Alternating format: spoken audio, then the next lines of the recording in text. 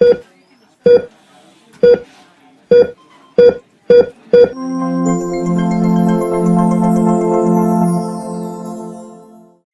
friends. Namaskar and a very warm welcome to the next chapter, that is demography.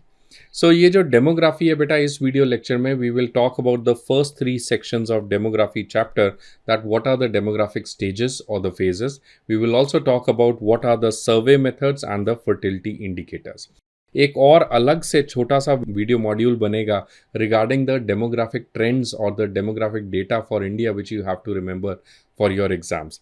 सो इसमें जो भी चीज़ें updates होती रहती हैं, जैसे अपडेट SRS 2025 आया, सो ये आपको एग्ज़ाम के लिए क्या क्या याद रखना है वो हम नेक्स्ट वीडियो लेक्चर में बात करेंगे. In this video lecture will talk about demographic stages, survey methods and the fertility indicators. Coming back to the story, what is demography, है क्या ये डेमोग्राफी? बेटा डेमियोस एक ग्रीक वर्ड है जिसका मतलब होता है पॉपुलेशन, जनसंख्या. एंड दूसरी तरफ व्हाट इज ग्राफी तो I think everybody understands. Graphy is a common English word. Graphy का मतलब होता है किसी भी चीज़ को अंडरस्टैंड करना, उसको समझना, उसकी पढ़ाई करना.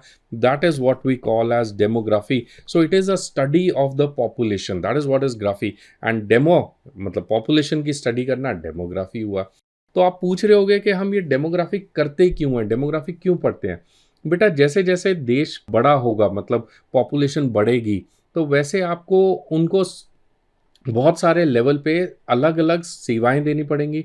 In terms of military, in terms of railways चाहिए, रोड चाहिए, ऐसी ही स्वास्थ्य सेवाएं भी तो ज़्यादा चाहिए होंगी. ऐसे थोड़ी ना होगा कि पॉपुलेशन बढ़ गई चलो अब हम सेंटर खोलें.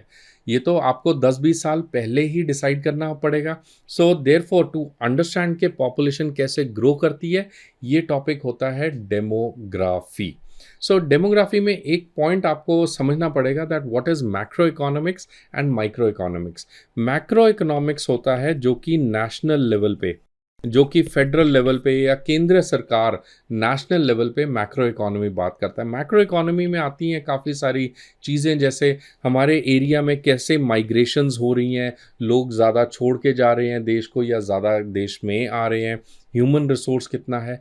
देन डेमोग्राफी मतलब पॉपुलेशन, जनसंख्या कितनी बढ़ेगी, ये इस पर भी तो निर्भर करेगा कि उस एरिया के सोशल एंड कल्चरल नॉर्म्स कैसे हैं, लोगों की विचारधाराएँ कैसी हैं. इंफ्रास्ट्रक्चर और बिजनेस डेवलपमेंट को सरकार कितना प्रोत्साहन दे रही है, कितनी वहाँ पे फैक्ट्रीज या उन्नति की तरफ कितना जा रहे हैं, बजट एलोकेशन क्या है, पॉलिसीज़ क्या हैं सरकार के, कितना सरकार ओपन है या लिबरल है for investors to come, and ये सारी चीज़ें बताएंगी अबाउट द मैक्रो इकोनॉमी. दूसरी तरफ जो माइक्रो इकोनॉमी होता है, माइक्रो इकोनॉमी जो होता है बेटा, that is working at a family level. तो फैमिली लेवल पे, इंडिविजुअल लेवल पे, फैमिली लेवल पे, इंडिविजुअल लेवल पे जो होता है वो माइक्रो इकोनॉमी काम करती है. दैट फैमिली में कितना इनकम आ रहा है, कितना उनका पास पैसा है, कितना बजट बन रहा है, वो लोग अच्छी तरह खा रहे हैं, रह पा रहे हैं, सोसाइटी या ग्रुप में कितना पैसा है, that is what is micro economy.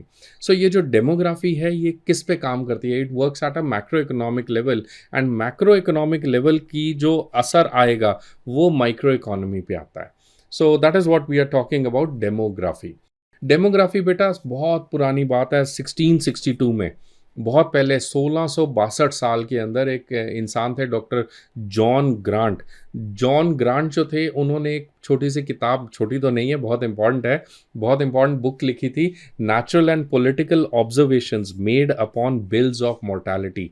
So ये लंदन में पब्लिश हुई थी, and this is the first study, ये सबसे पहली हमारी स्टडी होती है डेमोग्राफी फील्ड में, and therefore John Graunt is also called as the father of demography. John Graunt is also called as father of demography. But उसके बाद काफ़ी सारे लोगों ने डेमोग्राफी में काम किया, बट एक बहुत प्रचलित इंसान आए, एचली गुलार्ड ने 1855 में पब्लिकेशन आई थी, elements of human statistics and comparative demography, जिन्होंने कि ह्यूमन रिसोर्स कैसे कैसे बढ़ेगा, पॉपुलेशन कैसे कैसे बढ़ेगी और देश कैसे कैसे उन्नति करेगा, इसके ऊपर उन्होंने अपनी विचारधाराएं डाली थी, पब्लिकेशन करी थी. एंड एशली गिलार्ड ने डेमोग्राफी को एक स्पेशल चैप्टर के रूप में आगे पुट फॉरवर्ड किया. सो ये दो नाम आपको चाहिए, John Grant and Ashley Gillard. Next is what are the demographic variables. बेटा कि डेमोग्राफी पॉपुलेशन जैसे जैसे ग्रो करेगी वो किन किन चीज़ों के ऊपर निर्भर करती है. जैसे कि मैं आपको ये दिखाता हूँ कि हमारे इंडिया में जो एनुअल ग्रोथ रेट है, ये जो आप लाइन देख सकते हैं, ये ग्राफ है एनुअल ग्रोथ रेट का बेटा। एनुअल ग्रोथ रेट मतलब भारत की जो जनसंख्या है वो ग्रो कैसे हो रही है। ग्रोथ रेट हमारे देश का कम हो रहा है। मैं ये नहीं कह रहा पॉपुलेशन कम हो रही है, पॉपुलेशन बढ़ रही है, बट वो अब धीमी गति से बढ़ना शुरू हुई है। Did we get it? So the annual growth rate of India is 0.9। अब ये जो ग्रोथ रेट हमारे देश का कम हुआ है, ये किन किन चीज़ों के ऊपर निर्भर करता है? इस कहानी को हम बोलते हैं demographic variables. The demographic variables exam के लिए याद रखो बेटा, it is a 3 star MCQ. Exam के लिए याद रखेंगे, it is a 3 star MCQ. Demographic variables 6 चीज़ें होती हैं, इनमें से 2 चीज़ें मोस्ट बेसिक और मोस्ट इंपॉर्टेंट है, that is the death rate and the birth rate. कितने बच्चे पैदा होते हैं देश में, that is the fertility indicators. And कितनी डेथ्स होती हैं, that is also related to the life expectancy. These are the most important determinants of the demographic कि पॉपुलेशन कैसे कैसे ग्रो करेगी। बट इसके अलावा क्या आप जानते हैं कि फीमेल और मेल का age at marriage, that is also important variable.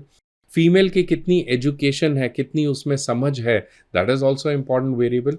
Migrations which includes both emigrations मतलब देश छोड़ के जाना, या इमिग्रेशंस मतलब देश के अंदर आना। सो बोथ आर इंक्लूडेड, ये भी डिफाइन करेंगे। End of course last is social mobility. Social mobility काफ़ी दफ़ा एग्जाम में पूछा जाता है बेटा, what is social mobility? Social mobility होता है movement of people across the socio economic status scales. कि अगर मान लो कोई लोग हैं जो गरीब रेखा बिलो पावर्टी लाइन है, वो मिडिल क्लास में चले गए, मिडिल वाले अपर में चले गए, तो बच्चे पैदा करने की जो कॉन्सेप्ट है वो चेंज हो जाता है between upper class, middle class and lower class. इस कहानी को movement of people in socio economic status, that is what we call as social mobility. तो ये 6 चीज़ें होती हैं, इसमें काफ़ी दफ़ा एग्जाम में आता है which of the following is a part, which of the following is not a part of the demographic variable. तो चलिए, ये बेसिक हमने बात किया। अब हम पहले टॉपिक को छेड़ते हैं, what are the demographic stages और द फेजेस।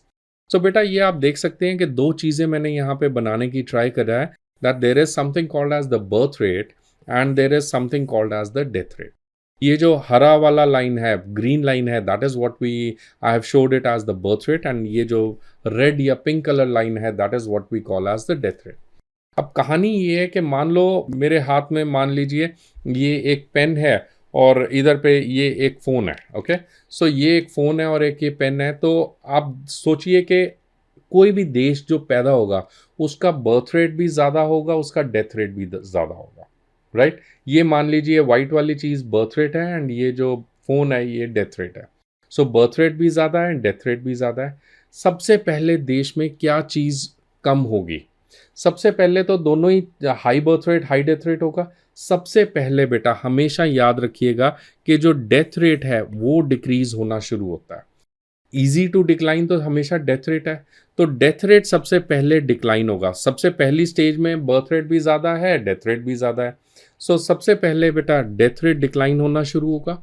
देन धीरे धीरे कंट्री आगे प्रोग्रेस करेगी। डेथ रेट जैसे कम हो गया तो कंट्री प्रोग्रेस करेगी तो बर्थ रेट भी कम होना शुरू होगा, कि बच्चे पैदा करने भी कम होंगे लोग। सो बर्थ रेट भी कम होना शुरू होगा। देन ये दोनों कम होते रहते हैं फॉर मेनी मेनी ईयर्स।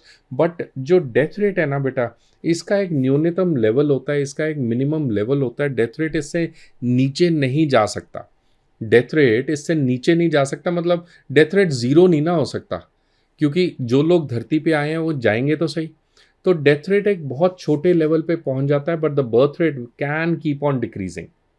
वो ज़ीरो तो बर्थ रेट भी नहीं होगा, बट थ्योरेटिकली तो कह ही सकते हैं ना कि बर्थ रेट तो बहुत कम हो सकता है। So that is what is happening over here, कि सबसे शुरुआत में high birth rate high death rate, फिर बर्थ रेट अभी भी हाई चल रहा है बट डेथ रेट कम होना शुरू होता है। थर्ड फेज में बर्थ रेट भी कम हो रहा है, डेथ रेट भी कम हो रहा है। देन ये दोनों कम होते रहेंगे, बर्थ रेट भी डेथ रेट भी। अब ये जो पिंक वाली लाइन है ये ऑलमोस्ट बराबर ही चलेगी, अब ये ज़्यादा ऊपर नीचे नहीं हो सकता। डेथ रेट सबसे लोएस्ट लेवल पे, अब death rate can not decline any further, the death rate can not decline any further. But ये आप देख सकते हैं कि जो बर्थ रेट है, कि ये जो बर्थ रेट है, ये बर्थ रेट अभी भी डिक्लाइन कर रहा है।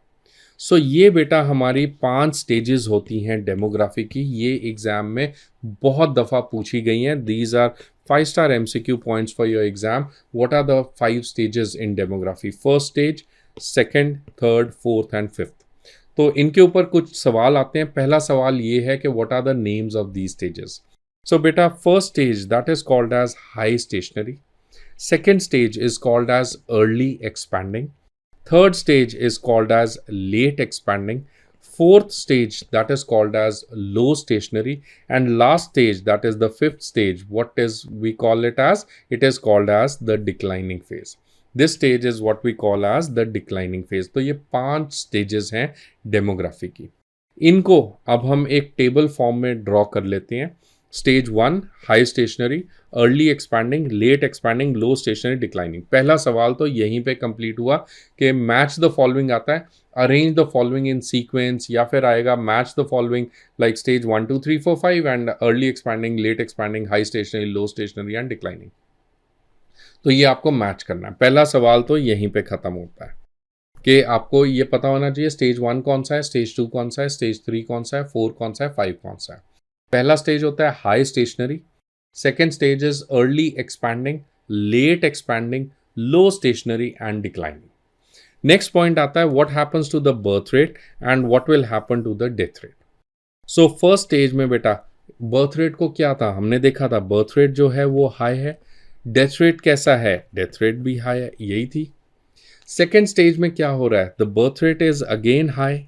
सो बर्थ रेट जो है वो अनचेंज्ड है, बर्थ रेट अभी तक बढ़ा हुआ है। बट डेथ रेट बेटा it starts to decline, it starts to decrease.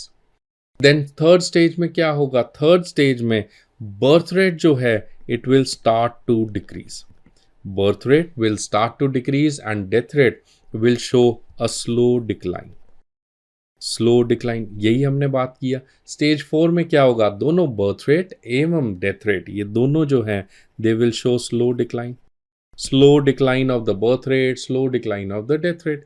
And fifth stage में now the death rate it is very low and stable death rate है, very low and stable death rate है। जब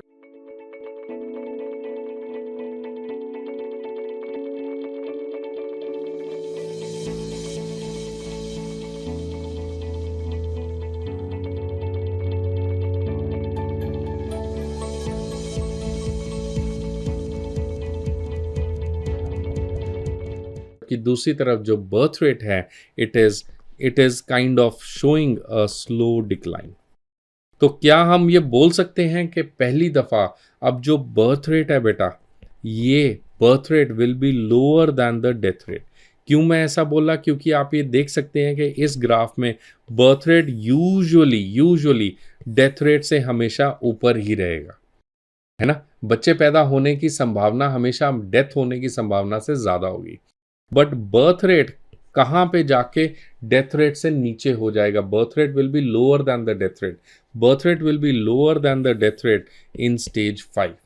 ये एक important बात है, right. So ये direct MCQ, third level of MCQ बेटा ये आते हैं कि what will happen to birth rate, what will happen to death rate. Exam के लिए याद रखो, मैं आपके लिए हाईलाइट करता हूँ, please highlight that death rate start decreasing in stage 1 2 3 4 5। Direct question, direct answer. Death rate will start decreasing in stage 2। Birth rate will start decreasing in what stage, birth rate start decreasing in stage 3। Next is death rate कहाँ पे जाके stable हो जाता है, death rate will become stable in stage 5। ये काफ़ी दफ़ा exam में क्वेश्चन पूछे जाते हैं। नेक्स्ट पॉइंट आते हैं, what do we mean by the demographic gap? What do we mean by the demographic gap? Gap क्या होता है बेटा? गैप तो नॉर्मल इंग्लिश वर्ड है ना। गैप का मतलब होता है the difference between the birth rate and the death rate. So gap क्या होता है, what is the demographic gap? It is the difference between the birth rate minus the death rate. इसी को ही गैप कहोगे, that is what we call as the demographic gap. So ये जो शुरू में स्टेज 1 के अंदर ये आप गैप देख सकते हैं, बर्थ रेट भी ज़्यादा है, डेथ रेट भी ज़्यादा है। गैप कितना बड़ा है? गैप कोई बहुत बड़ा नहीं है, उतना की है, मतलब थोड़ा सा नैरो गैप है, राइट। सवाल आता है ये डेमोग्राफिक गैप बढ़ना कब शुरू होता है, when does it start to increase? It starts increasing, बढ़ना कब शुरू होता है? स्टेज 2 के अंदर ना, क्योंकि कॉमन सेंस ही बात है, डेथ रेट कम हो गया है ना। डेथ रेट, बर्थ रेट तो उतना ही है, डेथ रेट को कम कर दोगे तो ये गैप बढ़ गया बढ़ गया बढ़ गया बढ़ गया। So death rate, demographic gap will start to increase in what stage? It starts to increase in stage 2। याद रखना, द डेमोग्राफिक गैप हम लिख लेते हैं, यहाँ पे 4 क्वेश्चंस आते हैं बेटा, ज्यादा कुछ नहीं है। The demographic gap, it starts to increase, it starts increasing in what stage? ये बढ़ना कब शुरू होता है? It starts increasing in stage 2। अच्छा, ये सोच के बताओ कि when does it start to decrease? ये डिक्रीज, छोटा होना कब शुरू होता है? अगर ये आपके लिए चार्ट मैं दिखाऊं तो ये तो आप समझ गए कि बढ़ गया बढ़ गया बढ़ गया। छोटा कब होना शुरू होता है? छोटा आपको नहीं लगता कि ये कब होगा? शुरू कब होगा? शुरू, when does it start to decrease? कि भी बढ़ गया बढ़ गया बढ़ गया, अब बर्थ रेट तो ज्यादा था, अब बर्थ रेट भी डिक्लाइन करने लगा, अब ये जो चीज बढ़ रही थी, आपको नहीं लगता कि अब ये कम होनी शुरू हो जाएगी? Focus on the word start. it will start to decrease in what stage? It will start to decrease in stage 3। तो यही तो हम लिख रहे हैं, when does it start to decrease? It will, बेटा लिख लो, सिंपल सी चीजें हैं। It will start to decrease in what stage? It will start to decrease in stage 3। फिर सवाल पूछता है एग्जामिनर, अच्छा ये बताओ कि डेमोग्राफिक गैप जो है वो मैक्सिमम कब होगा? मैक्सिमम मतलब सबसे बड़ा कब होगा? तो भैया ये तो बड़ी और भी सिंपल बात है कि जो चीज पहले स्टेज में छोटा नैरो डेमोग्राफिक गैप था, सेकेंड स्टेज में वो बढ़ गया बढ़ गया बढ़ गया बढ़ गया बढ़ गया, थर्ड स्टेज में वो कम हो गया हो गया हो गया, तो भैया मैक्सिमम कब होगा? मैक्सिमम तो कॉमन सेंस ही बात है भैया कि भाई वो जो चीज बड़ी बड़ी एंड वो कम हो रही है, तो मैक्सिमम कब होगा? जस्ट वो कम होने से 2 मिनट पहले ही कम होगा, सबसे मैक्सिमम होगा। So when is it maximum बेटा? It is maximum towards the stage 2 early part या late part? It is towards the end of stage 2 या late part of stage 2 पे ये मैक्सिमम होता है। अच्छा, फिर एक सवाल आया है किसी एग्जाम में कि ये बताओ कि ये मिनिमम कब होगा? मिनिमम मतलब न्यूनतम, मतलब बहुत कम कब होगा? भैया बहुत कम, कुछ स्टूडेंट कहेंगे कि सर बहुत कम तो मुझे लग रहा है कि ये स्टेज 1 में होगा, मैं मान गया कि वहाँ पे कम होता है गैप, बट मिनिमम कब होगा? कि भी वो बहुत जीरो के करीब हो गया, तो फर्स्ट स्टेज में छोटा डेमोग्राफिक गैप, स्टेज 4 में भी और कम हो रहा है, स्टेज 5 में बिल्कुल जीरो हो गया, स्टेज 5 के लास्ट पार्ट में देखो तो नेगेटिव हो गया, उल्टा हो गया। उल्टा हो गया जब, तो don't you think that that is negative? क्योंकि बर्थ रेट जो है that becomes lesser than the death rate, and because the birth rate death rate से नीचे चला जाएगा तो डेमोग्राफिक गैप लाजमी सी बात है कि वो और छोटा हो जाएगा। तो चलो लिख लेते हैं एग्जाम के लिए कि हमें ये भी आता है अब कि मिनिमम कब होगा? मिनिमम बेटा कब होगा? It will be in stage 5 early part या लेट पार्ट? लेट पार्ट और स्टेज 5 में वो मिनिमम होता है। बाकी स्टेज 1 लिखो, स्टेज 4 लिखो, यहाँ पे क्या होगा? Narrow demography. चलो हम अपने टेबल में जो टेबल बना रहे थे उसके अंदर लिखते हैं कि डेमोग्राफिक गैप के ऊपर क्या क्या सवाल आ सकते हैं। स्टेज 1 में बेटा कैसा डेमोग्राफिक गैप होगा? स्टेज 1 में हमें पता है कि नैरो डेमोग्राफिक गैप होता है। स्टेज 2 में बेटा 2 चीजें होंगी डेमोग्राफिक गैप को, पहला तो it will start to increase, दूसरा it will also reach the maximum. Maximum कब पहुंचेगा? Towards the late part of stage 2। And third stage में क्या होगा? It will start to decrease. And stage 4 में again it is narrow and decreasing demographic gap. Narrow भी है, थोड़ा छोटा भी है, और वो कम भी हो रहा है। It is narrow demographic gap and decreasing demographic gap. And stage 5 में क्या होगा? It is very low and minimum, minimum demographic gap, right. Last बात लिखते हैं कि क्या क्या इसमें एमसीक्यू आ सकते हैं, 3-4 स्पेशल फीचर्स क्या होंगे इन स्टेजेस के। तो पहला, कई दफा एग्जाम में क्वेश्चन पूछा जाता है बेटा इंडिया कौन सी स्टेज में है? ओके, इंडिया कौन सी स्टेज में है? बेटा इंडिया जो है that is currently in late expanding stage. China जो है that is also in late expanding stage. Stage 2 में कौन सी कंट्री है? Most of the developing countries, most of the developing countries they are in stage 2। Stage 4 में कौन सी countries होंगी? Stage 4 में और most of the developed countries. Developed countries जैसे यूएस हो गया, ऑस्ट्रेलिया हो गया, कनाडा हो गया, ऑस्ट्रेलिया हो गया, all these countries they are in stage 4. They want to maintain in a developed stage and they want to have low birth rates. याद रखना, they want to have low birth rates and low death rates. And stage 5 में कुछ countries हैं जो कि हैं काफ़ी commonly आपको पता भी होगा, जैसे जापान है बेटा. Japan is in stage 5. Norway जो है वो स्टेज 5 में है. ऑल दिस नॉर्वे जो है that is also in stage 5. तो ये कुछ कंट्रीज़ हैं जो कि एग्ज़ाम में पूछी भी जाती हैं एंड ये आपको एग्ज़ाम के लिए याद भी रखनी है. So friends, this is what is a summary table. आपको एग्ज़ाम के लिए ये सारी चीज़ें याद रखनी है. जो जो हमने हाईलाइट किया है ये एग्ज़ाम में बिल्कुल आपको याद रखना है कि कौन कौन सी कंट्री कहाँ है, what happens to the birth rate, what is the demographic gap, and ये whatever we have highlighted you have to remember. So very quick summary के एग्ज़ाम के लिए क्या क्या पॉइंट्स याद रखने हैं बेटा. वी हैव ऑलरेडी टॉक कि ये 5 स्टेजेस है, stage 1, 2, 3, 4 and 5. Stage 1 it is called as, नाम बड़ा ज़रूरी है. Stage 1 it is called as high stationary, early expanding, late expanding, low stationary and declining phase. Stage 1 में क्या होगा to the birth rate and to the death rate. We have already done. Stage 1 में birth rate is high, the death rate is high. Stage 2 में the birth rate is still high. याद रखना the birth rate is unchanged. Okay, याद रखना the birth rate is unchanged. अभी वो high ही होता है. बर्थ रेट हाई होता है but the death rate will decrease. Stage 3 में क्या होगा, the birth rate will decrease, the death rate will decrease. Stage 4 में they will be very low birth rate, low death rate. Stage 5 में क्या होगा बेटा, स्टेज 5 में याद रखिए that the birth rate is kind of showing a slow decrease, but death rate को क्या होगा, it is very low and stable death rate. It is very low and stable death rate. Last point exam के लिए एक और point याद रखना है that what will happen to the population natural increase decrease क्या होगा. तो जो स्टेज 1 है बेटा उसमें डेथ रेट भी ज़्यादा है, बर्थ रेट भी, मर भी ज़्यादा लोग रहे हैं, पैदा भी ज़्यादा लोग हो रहे हैं.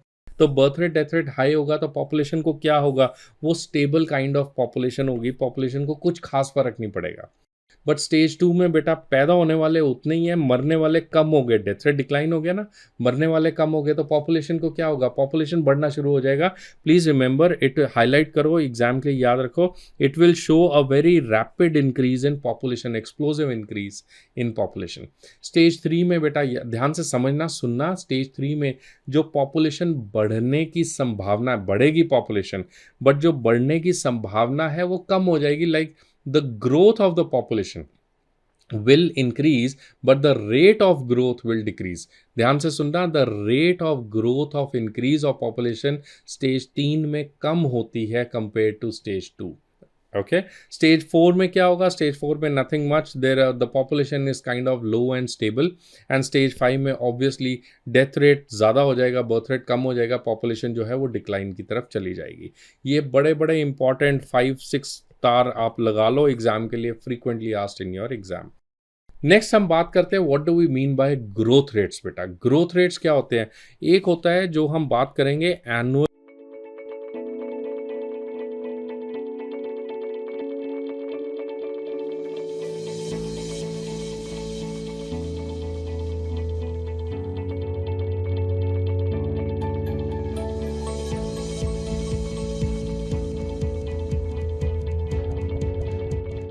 growth rate beta. What do we mean by annual growth rate?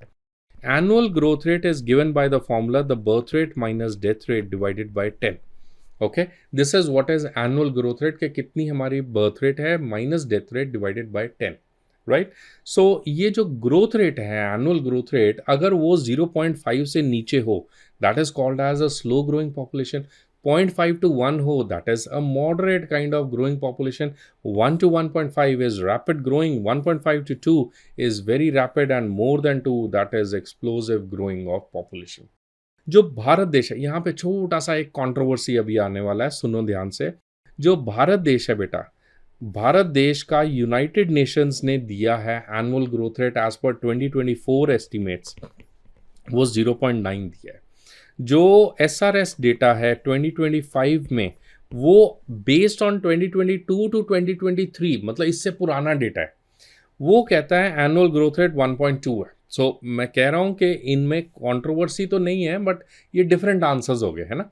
तो एग्जाम में यदि यूनाइटेड नेशन है तो यूनाइटेड नेशन मार्क करोगे, अगर एसआरएस भारत सरकार का डेटा मांगा है तो भारत सरकार, अगर कुछ नहीं लिखा बेटा तो एग्जाम के लिए याद रखना हमेशा आपके लिए जो सबसे बेहतर आंसर होगा वो भारत का। एग्जाम दोगे तो भारत का डेटा मार्क करो ना यार।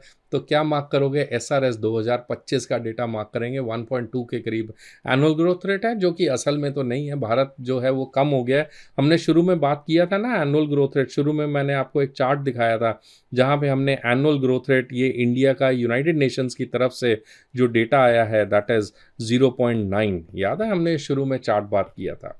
सो ये 0.9 के करीब है, बट एनीवेज एसआरएस डेटा 1.2 कह रहा है। This is what you have to remember for growth rate. अगर एग्जाम में पूछा जाए इंडिया किस जोन में है, India is still in the rapid growing population as per the SRS data. United Nations का आंसर आएगा तो वो मॉडरेट ग्रोथ में है। I know it's a different answers, but exam के लिए ऐसा ही है बेटा। यूनाइटेड नेशन पूछा यूनाइटेड लिखना, एसआरएस पूछा एसआरएस लिखना, कुछ नहीं पूछा तो SRS is a better answer. Next हम बात करते हैं what do we mean by age pyramids and demographic dividend. ये भी 2 स्टार एमसीक्यू है, कई दफ़ा पूछ लेते हैं। बेटा एज पिरामिड अगर आपको दिखाएं कि एज पिरामिड क्या चीज़ है, तो एज पिरामिड के अंदर ये आप देख सकते हैं कि एज पिरामिड कुछ इस तरह से बनता है। ये आप देख रहे हैं एज पिरामिड। इसमें जो नीचे वाले जोन्स हैं, नीचे वाले जोन्स हैं, यहाँ पे बच्चे होंगे, यंगर पॉपुलेशन होगी, यहाँ पे हमारे पास यंग पॉपुलेशन होती है, एंड जो ऊपर वाले जोन्स हैं यहाँ पे हमारे पास ओल्डर पॉपुलेशन है। ऐसे एज पिरामिड बनता है, right. So age pyramid can be kind of like, अगर आप बात करेंगे कितने टाइप्स हो सकते हैं, एज पिरामिड्स 2 टाइप्स में हो सकते हैं। या तो कोई एज पिरामिड कुछ इस तरह से होगा कि ओल्डर पॉपुलेशन है, फिर मिडिल एज ग्रुप है, फिर और मिडिल है, फिर और मिडिल है, फिर यंगर पॉपुलेशन है, जो ये आपने देखा था। सो ये एक टाइप ऑफ एज, या फिर एक टाइप ऑफ एज पिरामिड हो सकता है जहाँ पे ओल्डर पॉपुलेशन ऐसे है, मिडिल एज ग्रुप सबसे ज़्यादा है, फिर बच्चे कम हो जाते हैं। एक ये टाइप ऑफ एज पिरामिड भी होता है, right. So if I just want to show you different types of age pyramid, you can see कि ये एक टाइप ऑफ एज पिरामिड है जहाँ पे ये जो एज पिरामिड है इसका बेस जो है ये ब्रॉड है, या फिर ये आप देख सकते हैं कि सेंटर से थोड़ा बल्ज आया हुआ है, या फिर ये kind of parallel type of age pyramid, मतलब एक cylindrical type of age pyramid आप समझ लीजिए इसको। तो ये different types of age pyramid होते हैं। हम एग्जाम के लिए बेटा ज़्यादा कॉम्प्लिकेट नहीं करेंगे, हम ये 2 टाइप ऑफ एज पिरामिड बात करते हैं। हम ये 2 टाइप ऑफ एज पिरामिड बात करते हैं, जैसे कि हम इसकी बात कर लेते हैं type A age pyramid, type B age pyramid. So type A age pyramid में क्या होता है बेटा, टाइप ए जो है इसमें आप देख सकते हैं यंगर पॉपुलेशन ज़्यादा होगी, राइट। सो बिकॉज ये यंगर पॉपुलेशन ज़्यादा होगी, क्या हम इस टाइप ए को लिख सकते हैं, this is also called as a broad base type of age pyramid. And ये जो है क्योंकि यंगर पॉपुलेशन ज़्यादा है, यहाँ पे there will be high birth rate और low birth rate. The birth rate is high and birth rate ज़्यादा है, तो क्या हम लिख सकते हैं कि यहाँ पे फर्टिलिटी भी ज़्यादा होगी। ऑन द अदर हैंड अगर B type of age pyramid आप देखें बेटा, जो B type of age pyramid है इसको हम क्या बोलते हैं, this is not a broad base, this is called as a broad belly type of age pyramid, also called as a constricting type of age pyramid. It is also called as a constricting type of age pyramid. दूसरी बात लिखते हैं कि इसके अंदर क्या होगा, birth rate compare to A तो कम है ना, there is low birth rate, and because there is low birth rate हम क्या लिख सकते हैं, there is low fertility also, there is low fertility. So अब अगर आप ये सब समझते हो, can you tell me which one is for developing population, can we say that A is for more for developing population और developing countries, whereas B is more important for developed countries. क्या हम लिख सकते हैं ऐसा? अब मेरा आपसे यहाँ पे सवाल है, टाइप बी एज पिरामिड में आप देख सकते हैं कि सेंटर में बल्ज है। ये सेंटर में बल्ज क्यों है, why is there more number of middle age group, यही कहानी है ना कि मिडिल एज ग्रुप पॉपुलेशन बढ़ गया ना इस कंट्री का। सो ये कुछ इस तरह से मिडिल एज ग्रुप ज़्यादा सा बड़ा क्यों है, कि मिडिल एज ग्रुप ऐसा सा क्यों आया, why is this middle age group more. ये मिडिल एज ग्रुप ज़्यादा इसलिए है बेटा क्योंकि कुछ साल पहले ये जो मिडिल एज ग्रुप लोग थे, ये कुछ साल पहले the country was looking like this, वो बच्चे थे ना, बर्थ रेट ज़्यादा था, जैसे कि इंडिया बेटा, सोचिए आपके भारत देश 1980 में कितना हमारा बर्थ रेट था, 1980 में बर्थ रेट ज़्यादा था। अब आज 2025 के अंदर इन बच्चों का जो 1980 में पैदा हुए, उनकी उम्र, उनका एज कितना होगा? वो 40-45 ईयर्स के होंगे। तो मिडिल एज ग्रुप ज़्यादा हो गया ना। क्यों ज़्यादा? क्योंकि पहले बड़े ज़्यादा बच्चे पैदा हुए थे। अब आज कितने बच्चे पैदा हो रहे हैं? आज क्या birth rate is equal to 1980 का बर्थ रेट? नहीं। पहले बर्थ रेट ज्यादा था, आज बर्थ रेट कम हो गया ना। तो आज इनके जो मिडिल एज ग्रुप ज्यादा है, क्यों? क्योंकि पहले ज्यादा पैदा हुए। आज इनके पास कितने बच्चे हैं? कम बच्चे हैं। तो डोंट यू थिंक कि ये कुछ ऐसा सा लगने लगेगा कंट्री? जो कंट्री ऐसा है वो कुछ साल बाद ऐसी सी बनेगी ना। Are we able to get it? Now, this concept is what we call as demographic dividend. इस कॉन्सेप्ट को हम डेमोग्राफिक डिविडेंड कहते हैं। क्या है क्या डिविडेंड बेटा? What is a demographic dividend? याद रखें, लिखें इसको। What is a demographic dividend? Demographic dividend, it is also called as a demographic gift. It is higher number of economically productive population. कौन होते हैं economically productive? That is what is the middle age group. इसी को तो middle age group कहते हैं ना, middle age group, that is economically productive. अब मिडिल एज ग्रुप ज्यादा हो गए, बच्चे कम हो गए, बुजुर्ग तो पहले ही कम थे, तो खाने वाले कम हो गए, कमाने वाले ज्यादा हो गए। तो डिपेंडेंसी रेशो को क्या होगा? आपको क्या लगता है? डिपेंडेंसी रेशो बढ़ जाएगी कि कम हो जाएगी? Dependency ratio will be lower, decrease in the dependency ratio, तभी डिपेंडेंसी कम होगी ना। It is due to what? Due to increase in birth rates और decrease in birth rates, increase in death rates और डिक्रीज इन डेथ रेट्स। क्या लगता है आपको कि ये कंट्री जो पहले कुछ कुछ ऐसी लगती थी, ये कंट्री अब ऐसी लगने लगी है? पहले ऐसी थी, अब ऐसी लगने लगी है। ये क्यों हो रहा होगा? Is it because of decrease in birth rates और डिक्रीज इन डेथ रेट, और इंक्रीज इन बर्थ रेट या इंक्रीज इन डेथ रेट? क्या बोलते हो? It is because of what? Increase और decrease? It is because of decrease in death rate और birth rate. It is because of decrease in the birth rates, है ना। यही बात हुई ना कि बच्चे पैदा करने की क्षमता जब कम हो जाएगी, तभी तो जो बच्चे पैदा ऑलरेडी हो चुके हैं वो मिडिल एज ग्रुप में बढ़ जाएंगे। So it is seen in what stage? बस यही बता दो अब आप। ये तो अब आप इजी पॉइंट है कि बर्थ रेट कम होने की वजह से होता है डेमोग्राफिक डिविडेंड। तो क्या आप बता सकते हो कौन सी स्टेज में मिलेगा डेमोग्राफिक डिविडेंड? डेमोग्राफिक डिविडेंड भैया मिलेगा स्टेज 3 के अंदर, स्टेज 4 के अंदर। अगर सिंगल बेस्ट आंसर मार्क करने को कभी बोलें तो स्टेज 3 मार्क करो। Stage 3 is the best answer for you guys to mark. Demographic dividend कहाँ पे मिलता है? Demographic dividend is seen in stage 3 more importantly compare to stage 4. So demographic dividend, it is also called as the demographic gift, it is also called as the demographic bonus. कुछ भी नाम दे देते हैं। It is higher number of economically productive population. कहने का बड़ा simple सा मतलब है, कहने का मतलब बड़ा सिंपल सा है बेटा, कि हम ये कहना चाह रहे हैं कि एक कंट्री ऐसी जो दिखती है वो कुछ साल बाद कंट्री ऐसी सी दिखने लगेगी। Am I correct? ये जो बच्चे लोग हैं ये मिडिल एज ग्रुप में आ जाएंगे और जो बच्चे पैदा हो रहे हैं वो कम हो जाएंगे। यही है ना कहानी। अब मुझे सोच के बताओ, भारत देश मान लो 2025 में कुछ ऐसा सा मिल रहा है या कुछ भी ऐसा सा अमाउंट है, तो ये मुझे सोच के बताओ कि इंडिया अगर ऐसा सा कभी हो तो इसके 40 साल बाद कैसा सा होगा? आफ्टर 40 ईयर्स कैसा सा हो जाएगा? After 40 years, addition of 40 years, 40 साल बाद इन लोगों का क्या होगा? सोच के बताओ कि भैया 40 साल बाद इन लोगों का क्या होने वाला है। 40 साल बाद मुझे लगता है कि ये जो लोग मिडिल एज ग्रुप वाले हैं 40 साल वाले, ये जब 40 और बढ़ जाएगी इनकी उम्र, बेचारे 80 आ जाएंगे, 80 साल के हो जाएं, 60 जाएंगे। तो ये जब 80 साल के हो गए तो ये कहाँ चले जाएंगे? ऊपर चले जाएं। कहाँ ऊपर? मतलब बिल्कुल भगवान के ऊपर? नहीं, ये एज पिरामिड में ऊपर की सतह में चले जाएंगे। एज पिरामिड कुछ कुछ ऐसा सा दिखने लगे, ऐसा ही है ना बात। तो जब बेटा एज पिरामिड ऐसा सा दिखने लगेगा, ऐसा सा यहाँ पे ये लोग जम के बैठ गए, ये यहाँ पे इधर पे इतनी जनता क्यों जम के बैठ गई? ये क्या हो गया यहाँ पे? अब डिपेंडेंसी रेशो को क्या हो गया? डिपेंडेंसी रेशो फिर से बढ़ने लग गई। तो पहले भी डिपेंडेंसी रेशो बढ़ी थी, बीच में हमारी डिपेंडेंसी कम हुई, अब फिर डिपेंडेंसी रेशो बढ़ गई। इस डिपेंडेंसी रेशो के बढ़ने को, इस कॉन्सेप्ट को बेटा, इस डिपेंडेंसी रेशो के बढ़ने के कॉन्सेप्ट को हम क्या बोलते हैं? Demographic liability. लायबिलिटी क्या होती है? लायबिलिटी होती है कि कोई हमारे ऊपर पहाड़ गिर गया, तो मतलब कोई बोझ आ गया।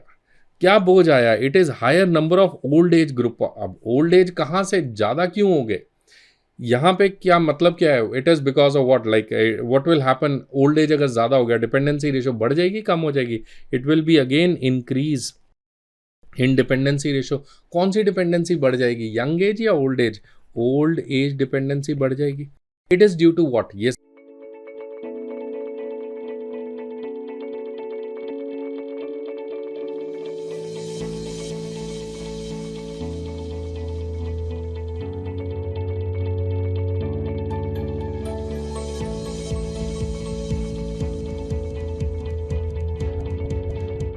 सवाल आता है, it is due to what?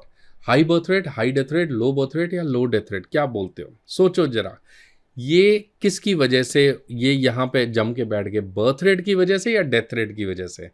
Death rate की वजह से। बर्थ रेट गलत आंसर है, डेथ रेट की वजह से। डेथ रेट को क्या होगा? हाई हो गया कि कम हो गया? कम हो गया। कम क्यों हो गया? क्योंकि इनके पास पैसा ही बड़ा आ गया था बेटा। पैसा ज्यादा आएगा, इकोनॉमिक ग्रोथ होगी, तो पैसा ज्यादा आएगा तो लोग मरने से कम हो जाएंगे। अब मरने की संभावना यदि कम होगी तो वो धरती पे बैठे रह गए। अब धरती पे बैठे रह गए, इसको इंग्लिश में हम बोलते हैं demographic liability. It is due to what? It is due to a decrease, it is due to decrease in the death rate.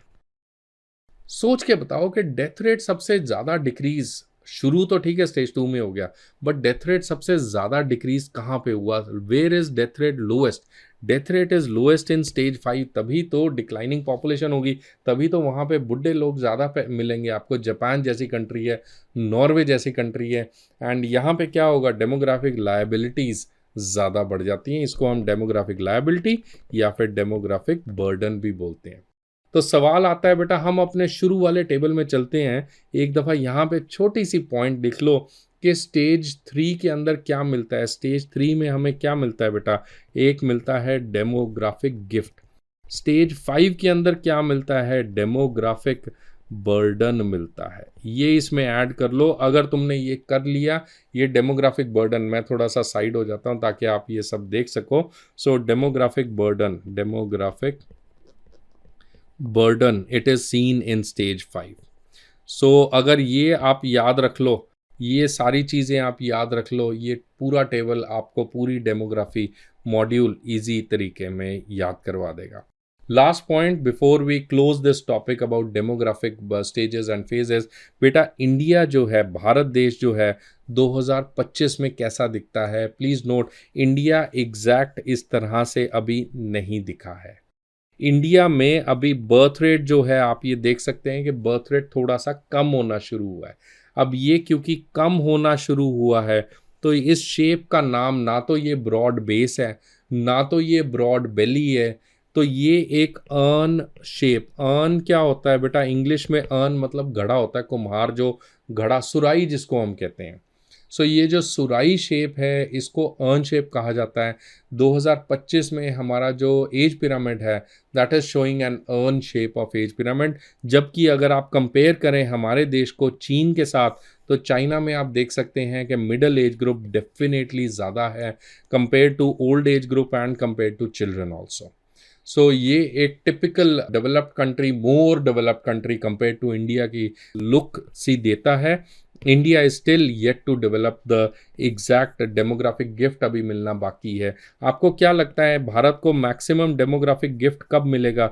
2047 में। आपने सुना होगा संपूर्ण विकसित भारत, के विकसित भारत के लिए that we will have the highest demographic gift, and India is currently preparing for that, right?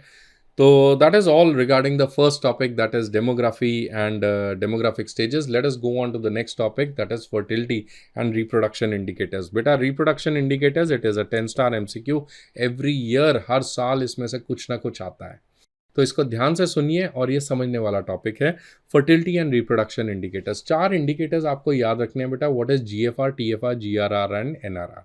GFR का मतलब होता है जनरल फर्टिलिटी रेट, टीएफआर का मतलब होता है total fertility rate, total fertility rate के बाद आपको याद रखना है what is GRR, gross reproduction rate, and NRR that is net reproduction rate.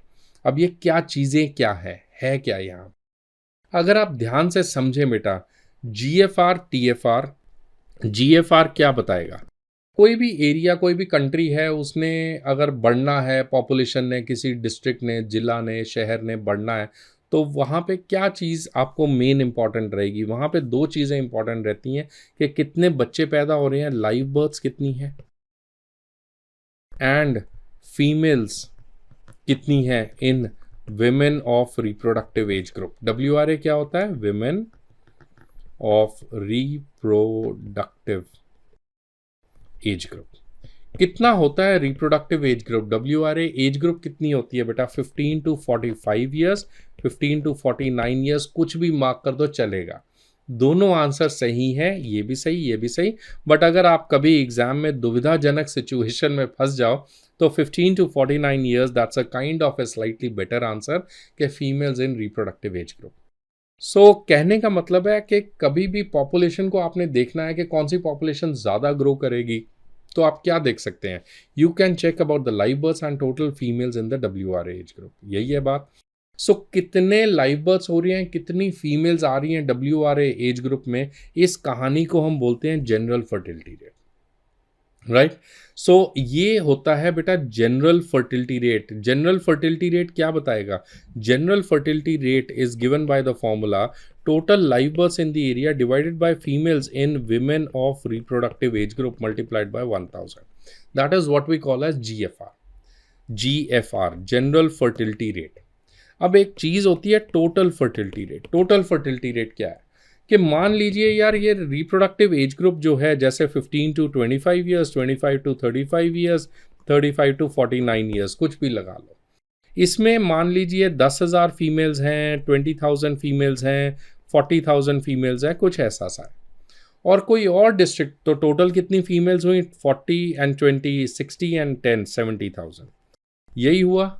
कोई और डिस्ट्रिक्ट है वहाँ पे मान लेते हैं कि देर वर 40,000 females and there were 20,000 females and there were 10,000 females. तो मुझे सोच के बताओ कि 20 साल बाद कौन सी पॉपुलेशन ज़्यादा ग्रो करेगी। क्या आप बोलेंगे कि ए पॉपुलेशन ग्रो करेगी या बी पॉपुलेशन ग्रो करेगी, क्या लगता है which population is going to grow more. Common sense आप बोलेंगे कि बी पॉपुलेशन, ये मान लीजिए हम इसको लिख देते हैं बी पॉपुलेशन, ये है ए पॉपुलेशन।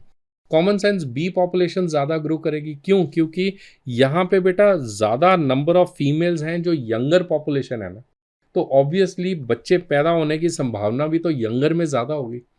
तो कहने का मतलब है कि GFR अकेला it's not a very good answer.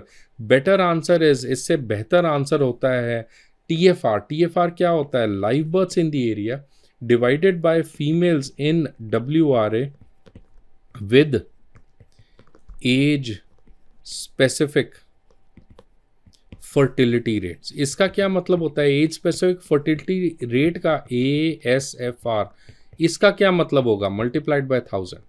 ASFR का क्या मतलब होता है, एज स्पेसिफिक फर्टिलिटी रेट बेटा, एज स्पेसिफिक फर्टिलिटी रेट का मतलब होता है कि हर एज ग्रुप में कितनी फीमेल्स हैं, कितने बच्चे पैदा हुए, हर एज ग्रुप का आप कैलकुलेट करो ना अलग अलग से, रादर दैन के टोटल का आप कैलकुलेट करो। टोटल करोगे वो तो कोई बात ही नहीं बनेगी।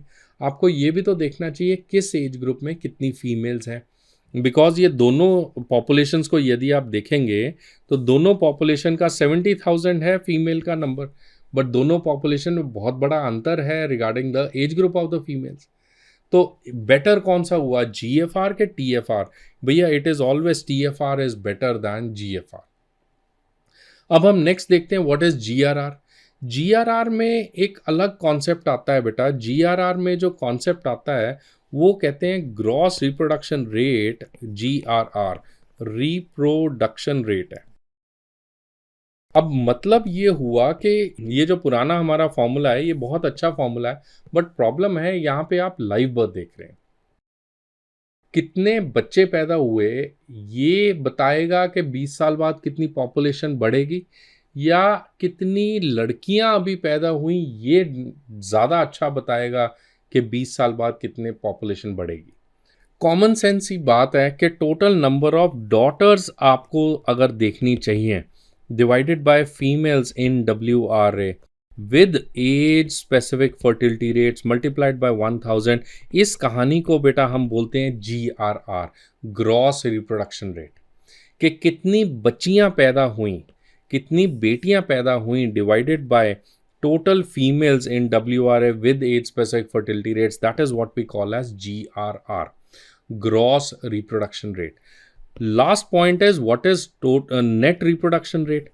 नेट रिप्रोडक्शन, ग्रॉस और नेट, कब आप बोलते हो ग्रॉस, कब आप बोलते हो नेट, ये सिंपल सी बात बताओ कि ग्रॉस कब बोलते हो और नेट कब बोलते हो। नेट रिप्रोडक्शन रेट, आप बोलते हो मेरी ग्रॉस इनकम इतनी है, नेट इनकम इतनी है, इसमें फ़र्क क्या होता है, हम एक्सपेंस निकाल देते हैं, है ना। एक्सपेंस मतलब खर्चा, तो जब खर्चा आपने माइनस कर दिया वो नेट इनकम बच गई।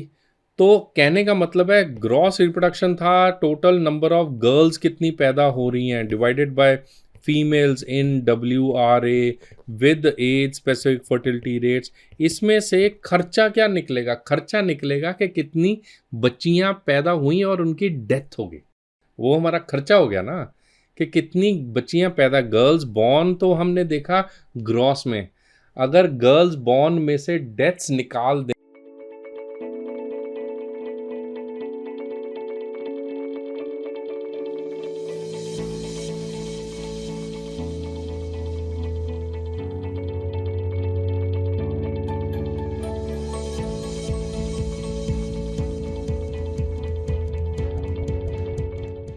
तो हमारे पास बच जाएगा नेट रिप्रोडक्शन रेट। यही हुआ। तो इसका क्या लगता है कॉन्सेप्ट क्या होगा, मैं अभी बस मैं आपको कॉन्सेप्ट समझा रहा हूं, अभी आपको सब क्लियर हो जाएगा बेटा। नेट रिप्रोडक्शन रेट क्या होगा, नेट रिप्रोडक्शन रेट क्या, ये नहीं लगता कि it is total number of daughters born, कि कितनी बच्चियां पैदा हुई divided by females in WRA with age specific fertility rates and age specific death rates, दोनों देखने हैं। एज स्पेसिफिक फर्टिलिटीज भी देखनी है, एज स्पेसिफिक डेथ्स भी देखने हैं, multiplied by 1000, that is what we call as NRR। तो कहने का मतलब है, अगर ध्यान से आप समझेंगे बात को, मैं रिपीट करता हूं, मैं अभी सिर्फ आपको कॉन्सेप्ट पढ़ा रहा हूं। कॉन्सेप्ट ये है बेटा, एग्जाम में क्या MCQ आएंगे अभी आपको 5 मिनट में समझ आ जाएगा। कॉन्सेप्ट आप समझिए कि what is GFR, general fertility rate. Fertility मतलब होता है बच्चे पैदा करना। तो general fertility rate is given bye कितने बच्चे पैदा हुए डिवाइडेड बाय कितनी माताएं थी वहां पे WRA एज ग्रुप में, that is simple called as GFR।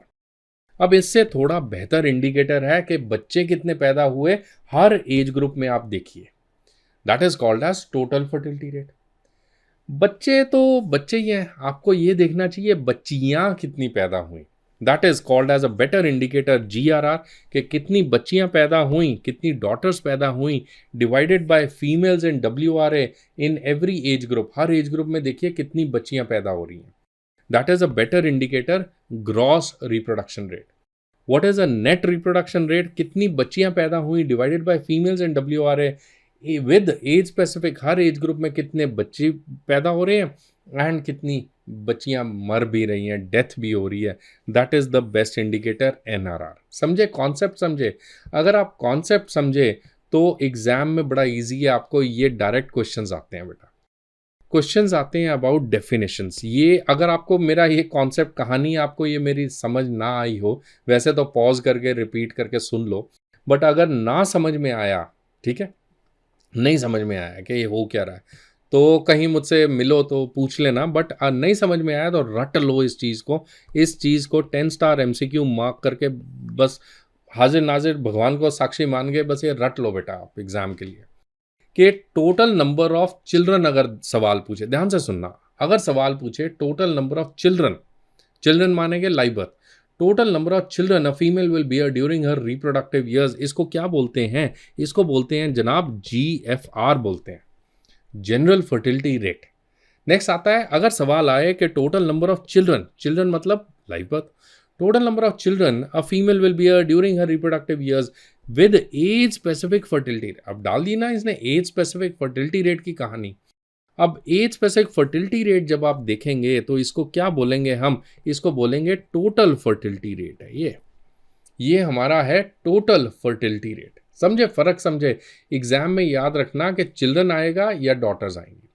अगर सवाल डॉटर के ऊपर आ गया तो डॉटर मतलब के फर्टिलिटी तो अब आंसर है ही नहीं. ठीक है. सो नंबर ऑफ डॉटर्स आ गया. Number of daughters a female will bear during reproductive assuming age specific fertility. अब क्या बोलोगे, डॉटर बोला ना उसने, तो क्या बोलेंगे यहाँ पे, डॉटर बोला तो हमें क्या मार्क करना पड़ेगा, this is what is this is what we call as GRR. क्यों बोले GRR, बिकॉज ग्रॉस है ये, अभी इसमें खर्चा नहीं डला.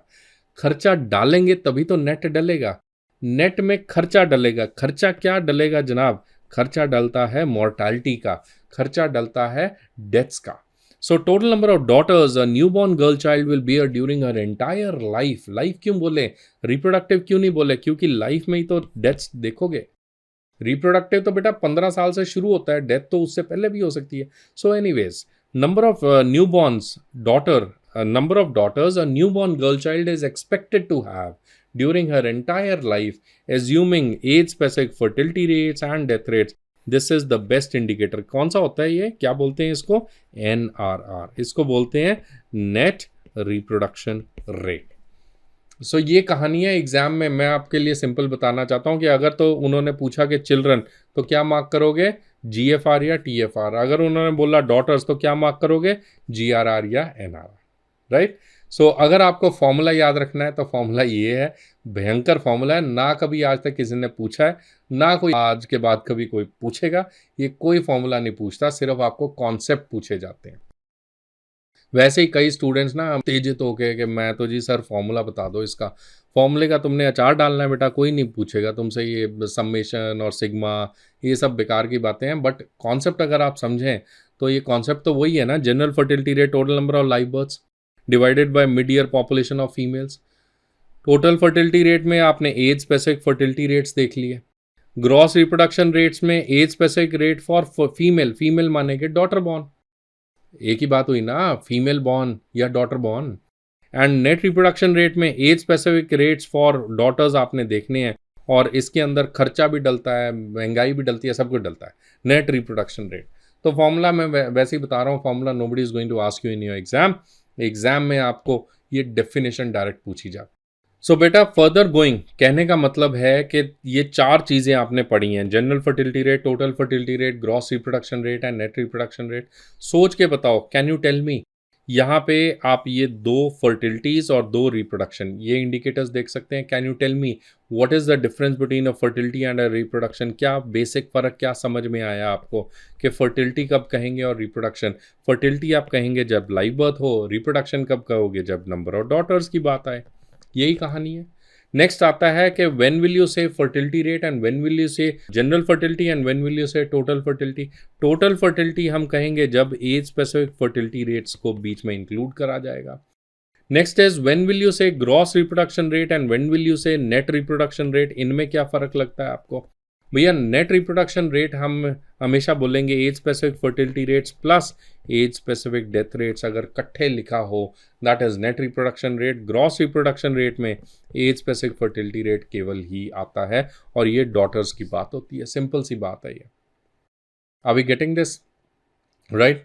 सो ये आपको बड़ा सिंपल सी बात है, यही याद रखना है. नेक्स्ट MCQ, इन चारों में से आपको क्या लगता है which is the best indicator. Best indicator बेटा, it is the most sensitive indicator, that is NRR, most sensitive indicator for evaluation of impact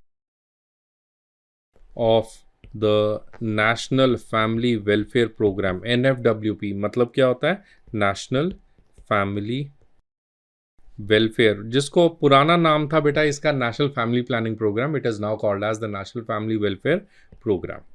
so to evaluate, highlight करेंगे, to evaluate the impact, evaluation of impact of the national family planning program, which is the best indicator, most sensitive indicator, that is NRR. Total fertility rate बेटा याद रख लो, total fertility rate it is a proxy indicator, it is a proxy indicator for complete family size, complete family size. ये बताता है कि total family size कितना है। क्यों? क्योंकि फैमिली में कौन होगा, बच्चा लड़का भी होगा लड़की भी होगी। सो कंप्लीट फैमिली साइज का best indicator is total fertility rate. It is also a good fertility indicator. अगर फर्टिलिटी का इंडिकेटर पूछा जाए तो विच इज बेटर, GFR या TFR? फर्टिलिटी का इंडिकेटर होगा TFR। बट अगर evaluation of the impact of the national family planning programme पूछा जाए कि फाइनली हमारे पास लोग कितने, पॉपुलेशन कैसे होगी, तो बेटर आंसर क्या होगा, NRR। Next point is NRR और GFR TFR इन सब के टारगेट्स कितने होने चाहिए। प्लीज नोट, इनके जो टारगेट्स हैं बेटा, जो है हमारा NRR का टारगेट जो है that should be equal to 1। 1 का क्या मतलब है? 1 का मतलब होता है 1 बेटी will be there who will replace the mother. So इसका क्या मतलब होता है, the daughter replace the mother. यही था ना, क्योंकि NRR क्या था, it is total number of daughters which a female will beer.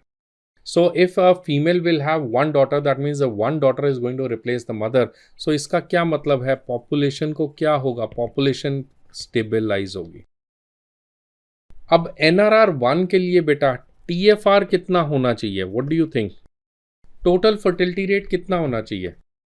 अगर NRR 1 है तो टोटल फर्टिलिटी रेट कितना होना चाहिए? टोटल फर्टिलिटी रेट का टारगेट है it should be less than 2.1। 2.1 का क्या मतलब है कि अगर पर कपल एवरेज हमारे देश में 2.1 बच्चे आए तो बेटा NRR 1 हो जाता है। तो ये हम इसको बोलते हैं कि replacement level TFR and NRR is replacement level, NRR is 1। So replacement level NRR कितना मार्क करोगे एग्जाम के लिए? 1। रिप्लेसमेंट लेवल TFR कितना मार्क करोगे? 2.1। अब इसमें एक कॉन्सेप्ट और है, what do we mean by the couple protection rate. बेटा कपल प्रोटेक्शन रेट क्या होता है? Couple protection rate is total number of eligible couples which are protected with contraception. अब सवाल आता है कि ये एलिजिबल कपल कौन होते हैं, हु इज एलिजिबल कपल? बेटा eligible couple those couples in which the female is in women of reproductive age group। मतलब जो फीमेल है she is eligible to have babies, तो वो females they will form the eligible couples। मान लो कि ये total आपका एलिजिबल कपल है, एक गांव है, शहर है, कहीं पे भी, अगर ये टोटल आपकी एलिजिबल कपल की पॉपुलेशन है तो कहा जाता है कि इन एलिजिबल कपल्स में से यदि हम बाई चांस 60% एलिजिबल कपल्स को यदि कॉन्ट्रासेप्टाइज कर दें तो इनको क्या मिल गया बेटा? इनको मिल गया कॉन्ट्रासेप्शन। तो इनको अगर कॉन्ट्रासेप्शन मिल गया तो कितने परसेंट को नहीं मिला? ऑब्वियस ही बात है कि जी जो बच गए 40% उनको नहीं मिला। तो क्या आप जानते हैं कि 40% लोग फीमेल जो है वो बच्चे पैदा करेंगी? अब ये जो 40% कपल्स हैं इनके क्या आप जानते हो x number of whatever number of बच्चे अगर होते हैं, क्या आप जानते हैं this x is equal to 2 child norm of total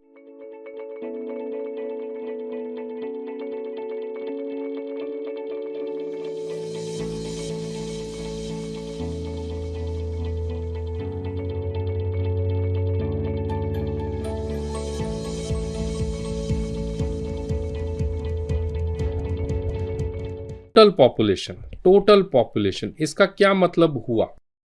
इसका ये मतलब हुआ बेटा अगर ये सारे एलिजिबल कपल्स हैं, इन सारे एलिजिबल कपल्स में से इफ़ यू कॉन्ट्रासेप्टाइज 60% तो 40% बच्चे पैदा करेंगे। 40% इतने सारे बच्चे पैदा करते हैं which is equal to 2 child norm of the total population का 2 चाइल्ड नॉर्म निकालते हैं। मतलब वो ये 40% 2 बच्चे नहीं पैदा कर रहे, इनके 5 या 6 या जो भी नंबर बच्चे पैदा हो रहे हैं, मोर देन 2 और 3 बच्चे पैदा हो रहे हैं। सो कहने का मतलब है at the end of the day what do we, मैं कहना क्या चाह रहा हूँ? मैं कहना ये चाह रहा हूँ बेटा कि आपको क्या चाहिए, आपको देश में कितना चाहिए, एनआरआर कितना होना चाहिए, हमें देश में एनआरआर कितना चाहिए, 1 चाहिए। एनआरआर मतलब होता है कि बच्चियां कितनी पैदा हो रही हैं, इसके लिए आपको टोटल फर्टिलिटी रेट मतलब टोटल बच्चे कितने चाहिए पर couple, they should be less than 2.1। अब 2.1 बच्चे पैदा होने के लिए क्या आप सोच के बता सकते हो कि कपल प्रोटेक्शन रेट कितना होना चाहिए? कपल प्रोटेक्शन रेट मोर देन 60% होना चाहिए। इन सिंपल इंग्लिश अगर couple protection rate in simple English अगर कपल प्रोटेक्शन रेट बेटा हमारा 60% है, 60% कपल्स प्रोटेक्टेड है, तभी तो जाके 2 का एवरेज, औसतन एवरेज हमारा 2 आएगा पर कपल, 2 बच्चे पर कपल। अगर 2 बच्चे पर कपल होंगे तभी तो 1 बेटी पर कपल आएगी। सो कहने का मतलब है to achieve NRR 1 TFR should be 2.1, couple protection rate should be more than 60%। So जाने अनजाने बेटा these are your important targets which have to be established, targets under the national family welfare programme. ये targets हैं हमारे national family welfare programme के, जिसमें NRR 1 this is called as the impact indicator, couple protection rate this is called as the field indicator या operational indicator भी कहते हैं इसको, या फील्ड इंडिकेटर कहते हैं। एंड ये जो बीच में टोटल फर्टिलिटी रेट है बेटा, that is called as the epidemiological indicator. It is the epidemiological indicator which is going to tell you कि population कैसी ग्रो कर रही है। तो ये एक 5 स्टार पेज बन गया, 5 स्टार स्लाइड बन गई आप लोगों के लिए। काफ़ी दफ़ा एग्जाम में पूछा जाता है एनआरआर कितना होना चाहिए, टोटल फर्टिलिटी रेट कितना होना चाहिए, कपल प्रोटेक्शन रेट कितना होना चाहिए, which is the field indicator, which is the epidemiological indicator and which is the impact indicator, right. So exam के लिए कई दफ़ा कुछ एक्स्ट्रा फॉर्मूलाज अगर आपको वैसे ही चाहिए, of course it's not very very important, जो हाई यील्ड इंपॉर्टेंट था वो मैंने आपको वैसे ही बता दिया। एंड कई दफ़ा एग्जामिनर वैसे ही आपको तंग करने के लिए पूछ लेते हैं कि एज स्पेसिफिक फर्टिलिटी रेट है क्या, नंबर ऑफ लाइव बर्थ्स कितने पैदा हो रहे हैं divided by total females in every age group, इसको हम एज स्पेसिफिक फर्टिलिटी रेट कहते हैं। Age specific marital fertility rate क्या होगा जब आप वर्ड मैरिटल मैरिड फीमेल्स डाल दोगे। प्रेगनेंसी रेट कैसे निकालते हैं, total number of pregnant females divided by married females. Abortion ratios, child women ratios, these are some of the formulas which are not very very frequently asked, but ठीक है पता होंगे तो easy रहता है exam. And now we come over to the next part बेटा, that is what are the survey systems that we have in India। Bharat एक बहुत बड़ा देश है and यहाँ पे population गिनना अपने आप में एक system होता है। So population गिनने के लिए we have different ministries which work for it, Ministry of Home Affairs, and we also have Ministry of Women and Child Development, Statistics Department है हर एक मंत्रालय के under, Ministry of Health and Family Welfare, Home Affairs, Human Resource Department, Rural Development Ministry, ये बहुत सारे departments and ministries work करती हैं for surveys in India। सो सबसे पहला सर्वे जो एग्जाम में आपको याद रखना है, समझना है, that is civil registration system. Civil registration system CRS के नाम से लिखा जाता है। CRS बेटा it talks about 2 things, the births in the area, कितने बच्चे पैदा हुए हैं, एंड कितनी डेथ्स हुई हैं एरिया में। It talks about births and deaths, ये दोनों births and deaths these are called as the vital events of life, इनको हम वाइटल इवेंट्स कहते हैं। बर्थ्स और डेथ्स ये दोनों बेटा विद इन 21 डेज हमें असेस करनी चाहिए। They both are to be assessed and they both are to be registered within 21 days, birth and death both. Next, and CRS, Civil Registration System, it is under Ministry of Home Affairs. Next is what is SRS. SRS is very important. It is a 5-star MCQ point for your exams. SRS जो है it is also under the Ministry of Home Affairs. Statistics Department वाले लोग करते हैं SRS को। SRS it is annual publication. Annual reporting होती है, annual publications होती हैं, annual report is generated। और SRS जो होता है it is done at 2 levels बेटा, ये 2 लेवल्स पे किया जाता है। It is done at a national level and it is also done at a state और ए डिस्ट्रिक्ट लेवल।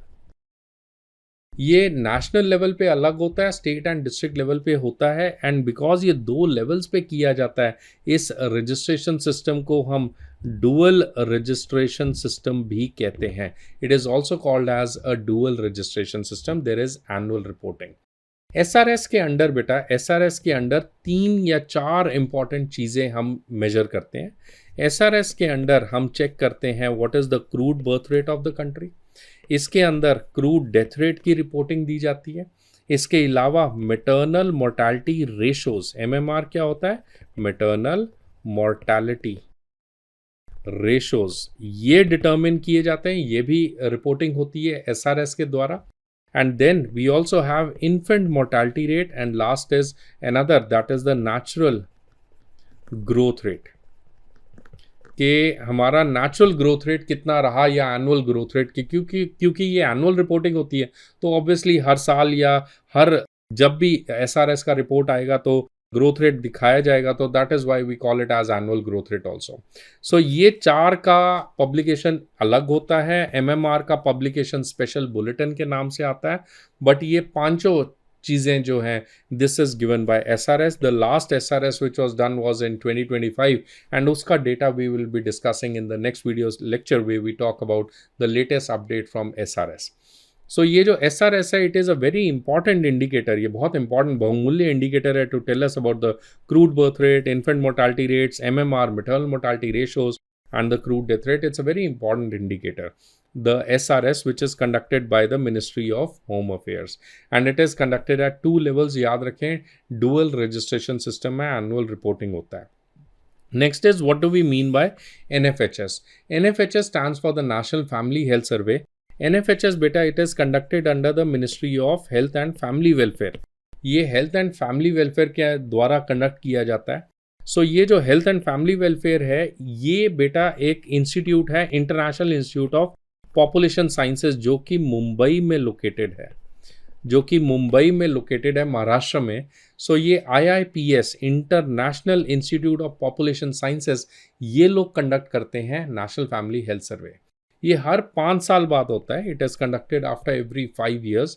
एंड इसका यूज़ क्या है? What is the use of NFHS? इसका फ़ायदा क्या है? जैसे SRS में आपने देखा कि SRS के भी ये सारे इसके यूजेस हैं, तो NFHS के क्या यूज़ है? NFHS बेटा हमें पब्लिक हेल्थ इंपॉर्टेंट कंडीशंस जो हैं उनको असेस, उनकी प्रेवलेंस बताता है कि कितनी है यहाँ पे, कौन से होते हैं पब्लिक हेल्थ इंपॉर्टेंस कंडीशंस, जैसे कि अनीमिया हो गया, स्पेशली फीमेल्स में हो गया, malnutrition specially in under 5 children, diabetes mellitus हो गया या हाइपरटेंशन हो गया, इनकी पब्लिक हेल्थ इंपॉर्टेंट कंडीशंस की प्रेवलेंस हमें देश में ये बताता है नेशनल फैमिली हेल्थ सर्वे।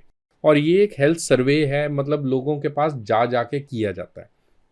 इसके अलावा नेशनल फैमिली हेल्थ सर्वे का ये भी फ़ायदा है that it will tell you about the coverage rates, जैसे फैमिली प्लानिंग, कितने लोग कॉन्ट्रासेप्शन यूज़ कर रहे हैं एंड कौन सा कॉन्ट्रासेप्शन यूज़ किया जा रहा है, इम्यूनाइजेशन, कितने बच्चे टीकाकरण से मिल रहे हैं, हो रहे हैं, ANC कवरेज कैसी है, सेक्स रेशोज़ कैसे हैं, लिटरेसी रेट्स, IFA टैबलेट्स ली जा रही हैं, नहीं ली जा रही। इसके अलावा इंस्टीट्यूशनल डिलीवरीज़ कितनी हो रही हैं, सिजेरियंस कितने हो रहे हैं, ये सब चीज़ें जो हैं नेशनल फैमिली हेल्थ सर्वे के अंदर किए जाते हैं। जो हमारा नेशनल फैमिली हेल्थ सर्वे है, ये लास्ट किया गया था बेटा 2019 से लेके 2020 के अंदर। इसकी जो रिपोर्ट आई थी दैट वाज इन 2021 के अंदर रिपोर्ट आ गई थी, national family health survey number 5 के नाम से आई थी। एंड करंटली 2025 से 26 तक हम कर रहे हैं NFHS नंबर 6, और ये इसकी रिपोर्ट आएगी लेटर ऑन, बट ये अभी करंटली ऑन गोइंग है 25-26 का NFHS एंड NFHS 5।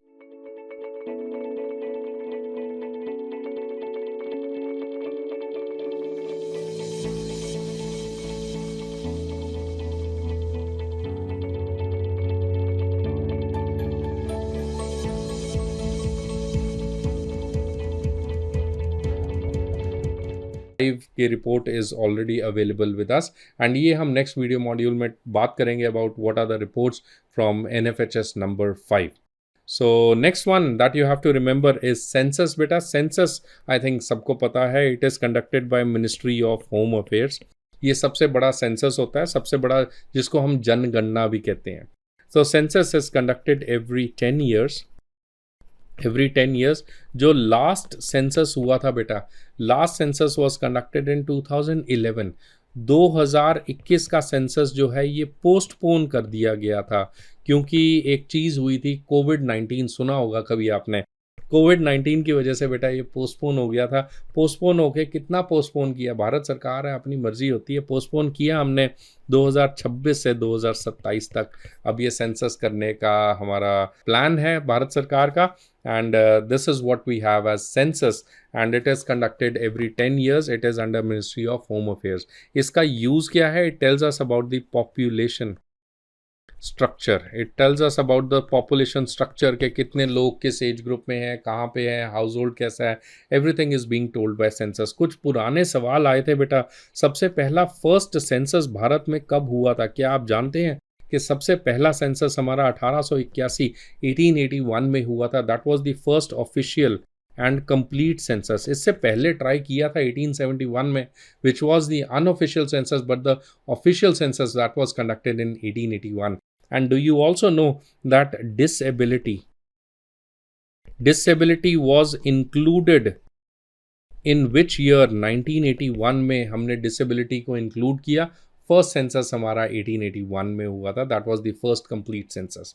दो चार सेंसस से जुड़ी हुई बातें हैं कि सेंसस में आप क्या क्या देखते हैं। सेंसस में दो चीज़ें देखी जाती हैं बेटा। We talk about what are the population statistics, and we also talk about what are the vital statistics. Vital statistics जैसे birth rate, death rate, natural growth rate, life expectancy, वही डेथ रेट हो गया ना, मोर्टालिटीज, फर्टिलिटीज, इनको हम vital statistics कहते हैं। Population statistics क्या होते हैं? पॉपुलेशन स्टैटिस्टिक्स आर लाइक कि पॉपुलेशन का साइज कितना है, सेक्स रेशो मेल फीमेल्स कितने हैं हमारे पास, मेल कितने हैं, फीमेल कितने हैं, डेंसिटी, डिपेंडेंसी रेशो, पॉपुलेशन का structure. So census basically works on population statistics. Vital statistics के लिए हमारे पास CRS, SRS जैसी चीज़ें उपलब्ध हैं। एक और पॉइंट आता है सेंसस के अंदर बेटा, दो तरीके होते हैं हमारे पास सेंसस या कोई भी सर्वे करने के। We have a de jure method और ए डी फैक्टो मेथड। ये क्या होते हैं? What is de jure method and de facto? पुराना टाइम था जब हम डी फैक्टो मेथड करते थे। This is old answer. पुराना टाइम था जब हम डी फैक्टो करते थे। डी फैक्टो का मतलब होता है कि अगर एक इंसान हमने सर्वे किया और वो उत्तर प्रदेश के किसी जिले के अंदर, किसी गांव के अंदर मिला वो काम करता हुआ, या पंजाब में कहीं पे मिला वो काम करता हुआ, तो हम कहेंगे भैया जो बंदा जहाँ पे मिला है वो वहीं का है। अगर कोई इंसान हमें दिल्ली में मिला, वो चाहे हो यूपी या बिहार का या पंजाब का, वो हम दिल्ली वाला ही मानेंगे। So it is based on age and where basis. It is based on age and where basis. अगर वो दिल्ली में पाया गया तो दिल्ली का हुआ, मुंबई में पाया गया तो मुंबई का हुआ, चाहे वो हो, चाहे कहीं का झुमरी तलैया का हो, चाहे वो जहाँ का भी हो, वो उससे मतलब नहीं है। तो ये पुराना टाइम था। इसके बाद बेटा भारत में राशन कार्ड इशू करने शुरू हुए, फिर उसके बाद वोटर कार्ड इशू करने आए, फिर अभी हमने आधार कार्ड बेस्ड सिस्टम किया। This is called as de jure method. De jure method is based on the jurisdiction. Jurisdiction मतलब जहाँ का आपके पास परमानेंट रेजिडेंस प्रूफ हो।